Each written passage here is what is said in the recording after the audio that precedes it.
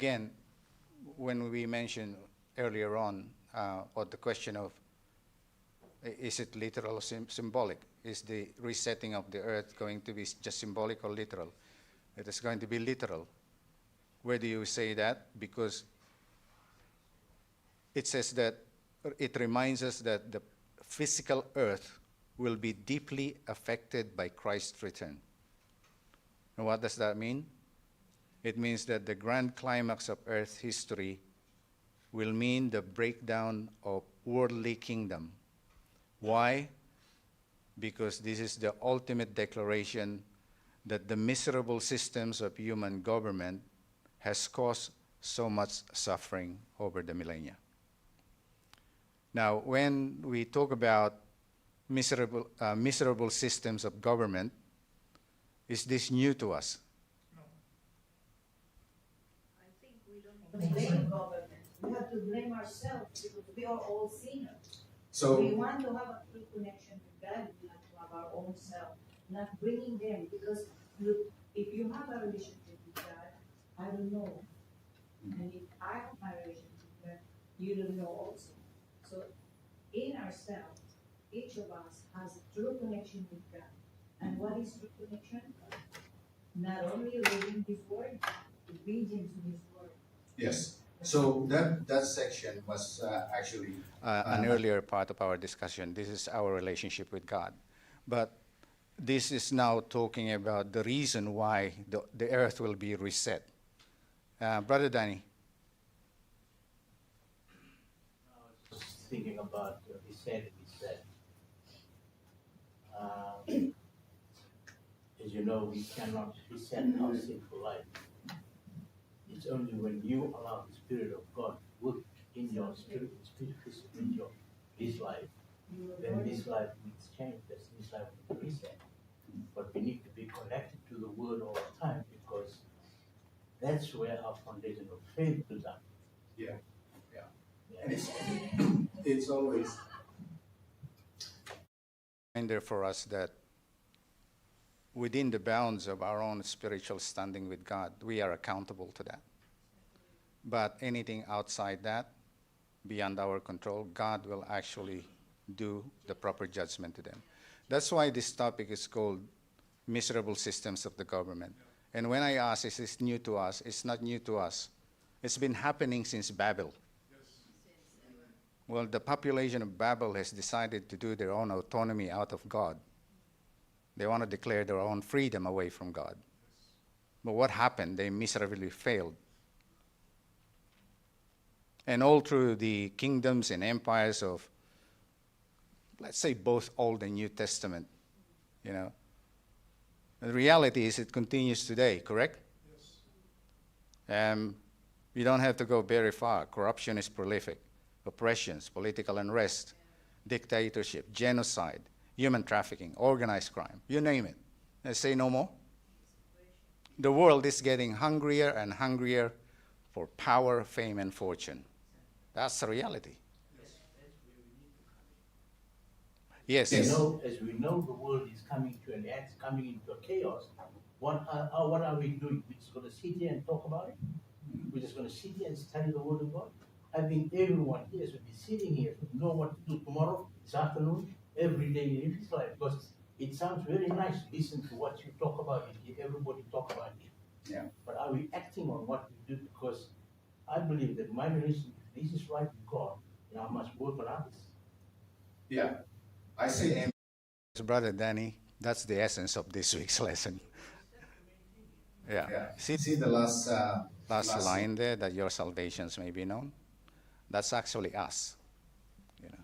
If I jump into that, it says that people who have been gifted the redemption story and have opened their heart into the leading of the Spirit must not settle in their own houses and sit there looking at the dying world. This is an accountability to us. So, if you're an Adventist, what is the first thing that we will tell you in terms of mission work?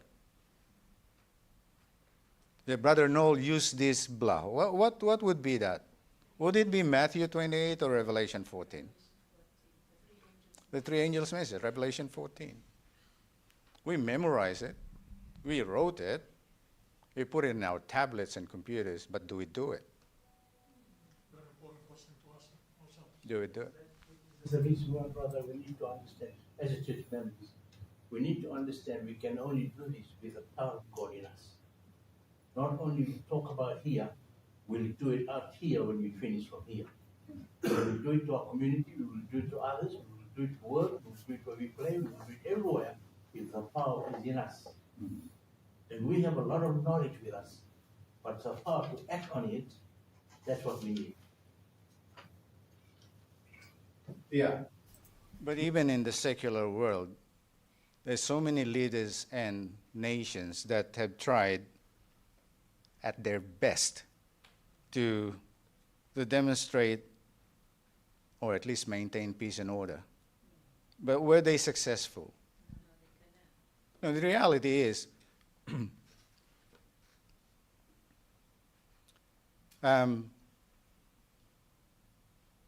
what was the saying goes? If you want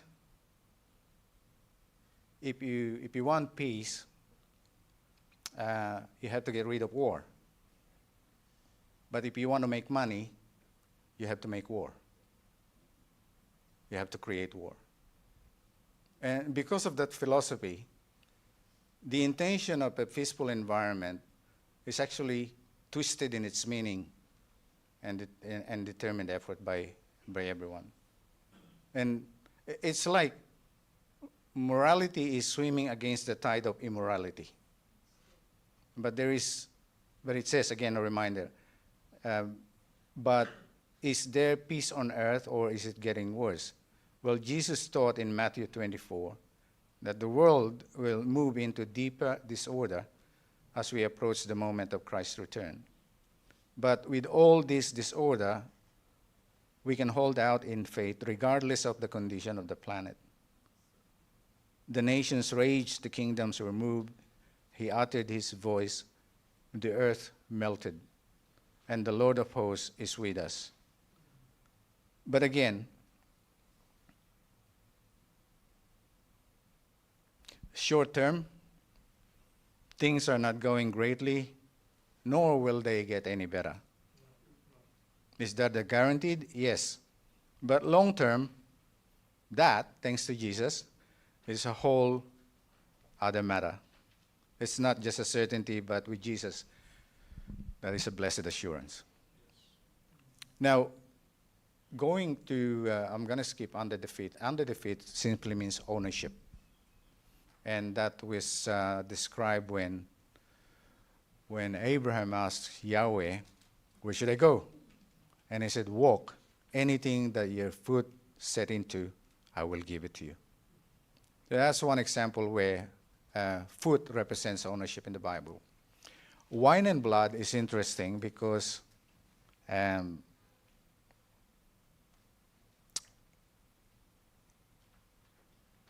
think it's in Matthew 26. Matthew 26 is about the Last Supper. Yeah? Psalm 75 mentions something really interesting.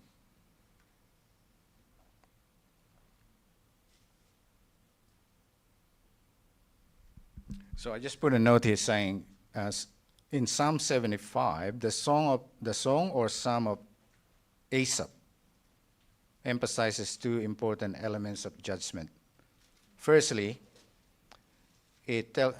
how many verses do we have in 75? I think there's about 10 verses. We have time to read it. Somebody read the first 5. Psalm 75. We give thanks to you, O God. We give thanks for your marvelous works. Declare that you are excellent. When I choose the proper time, I will judge the earth. The earth and all its inhabitants are dissolved. I set up its pillars from seven. I said to the boastful, do not be boastful, and to the wicked, do not lift up the horn. Do not lift up your horn on high. Do not speak with a stiff neck. Okay, thank you. And that last remaining 5, I think. Somebody can read that. Last remaining 5.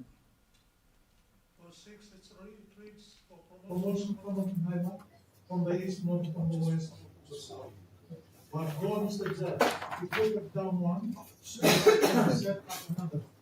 For in heaven the Lord is come, and the wine is ready. It is full of mixture, and he pours it out of the same. But the dregs thereof, all the wicked of the earth shall bring them out and drink them. Verse 9, but I will declare forever, I will sing praises to the Lord, to the God of Jacob. Verse 10, all the horns of the wicked also will I cut off, but the horns of the righteous shall be exalted. So it tells us God's righteous judgment, the downfall of the arrogant, which is also highlighting God's exaltation of the righteous. And then it speaks about the time when God will judge all. This is the one that we're waiting for. Second coming, bringing those who are proud low and upholding the righteous.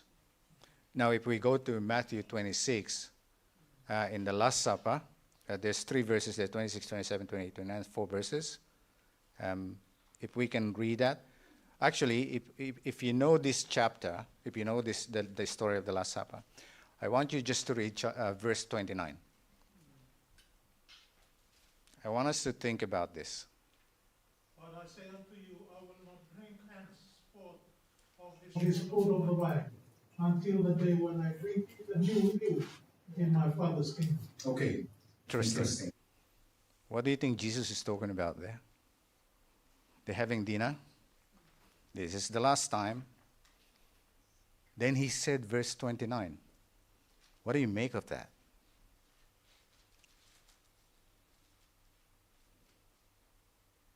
He's talking to us that we're going to have a supper with him in heaven. Yeah, okay. So what is he saying to the people in front of him?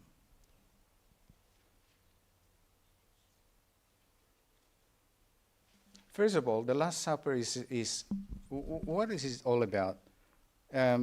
Where Jesus' instruction is to eat bread and drink wine for what?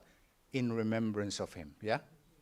And then the bread symbolizes his body, blood symbolizes, the fruit of the vine symbolizes his blood. So those two were shed for forgiveness of sin, yeah? And Jesus also tells them that he will not drink the fruit of the vine again. He will not celebrate again. He will not have this fellowship again. Until when? Until when? This is fairly important. Until they are together again. Where do you think that will happen? In heaven. Jesus is making assurance that, hey, we are going to celebrate again, you and I. And this is not only for us, for those people sitting here. This is also, as Brother Danny said, this is also for those people who never knew Christ as yet. They also have the right to know Christ because they are also saved by Christ. And this is, I want to highlight, I want to end like this. I want you to understand the privilege of knowing God. The privilege of having the good news. The privilege or the ability to speak. The ability to share things. The ability to listen to people. And the ability to accept them, who they are. We are very good in our fellowship in the church. The Seventh-day Adventists is well renowned for being a family of God when it comes to unity and celebration of joy. But isn't it wonderful that that joy will overflow out of the walls of this church and that other people will experience it as well? So that the verse 29 in the Last Supper will be joined by everyone. Isn't that good news? So let's be inspired in doing the same thing. The last 2 weeks is not about monsters and dragons. This is about a full description of our relationship with God and how beautiful that can be if we live it today. God bless you. Sorry, we